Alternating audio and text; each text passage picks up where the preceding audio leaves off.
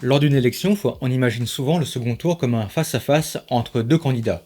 Mais que se passe-t-il si trois candidats ou plus se qualifient pour le second tour? C'est un scénario possible lors de certains scrutins, dont les élections municipales. On appelle ça une triangulaire. La triangulaire désigne un scénario de second tour où trois listes se maintiennent en compétition. Si quatre listes se maintiennent, on appelle ça une quadrangulaire. S'il y en a cinq, une quinquangulaire, etc. La triangulaire ne doit pas être confondue avec la triangulation, qui est une tactique politique et électorale. Pour qu'une triangulaire ait lieu, les conditions suivantes doivent être réunies. Il faut donc que l'élection se déroule en deux tours, qu'aucun candidat n'ait été élu dès le premier tour, et que trois candidats au moins aient obtenu au moins 10% des suffrages exprimés au premier tour. Maintenant, considérons le scénario suivant.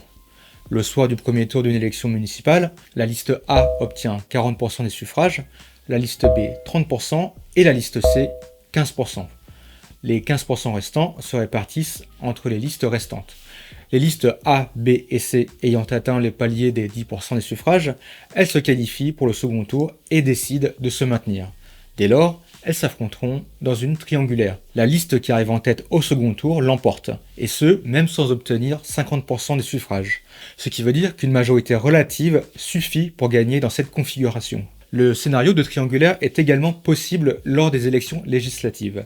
Mais, pour se maintenir au second tour, un candidat doit obtenir au moins 12,5% des électeurs inscrits, et non 10% des suffrages exprimés.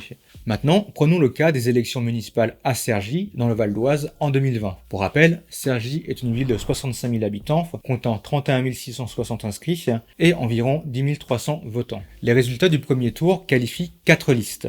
Ensemble pour Cergy, affilié PS avec 33,8%, pour que Cergy protège, respire, élève, affilié Les Républicains avec 19,5%, Unis pour Cergy, affilié Union démocrate avec 11,6%, et Cergy avec vous, une liste divers gauche avec 10,9%. Cette situation aurait pu mener à un affrontement entre les quatre listes, mais des négociations entre les listes de droite et centristes ont conduit à une fusion entre les deux, ne laissant que trois listes en compétition, avec les résultats suivants au second tour. Ensemble pour Cergy qui se maintient et qui obtient 46,3%, la liste fusionnée Unis pour que Cergy protège, respire, élève qui obtient 41,6%, et la liste divers gauche Cergy avec vous qui obtient 12,05%. Cette situation illustre bien un scénario de triangulaire typique. Plusieurs listes obtiennent plus de 10% du suffrage au premier tour, certaines ouvrent ensuite des négociations en vue d'une fusion des listes afin d'obtenir la majorité au second tour, d'autres se maintiennent faute d'un accord ou pour des raisons politiques. En conclusion, la triangulaire est un scénario moins fréquent que les duels, mais lorsqu'elles se présentent, elles entraînent de nouvelles considérations stratégiques, donnant du poids aux alliances politiques et aux fusions de listes entre les deux tours qui peuvent s'avérer décisives pour l'issue du scrutin.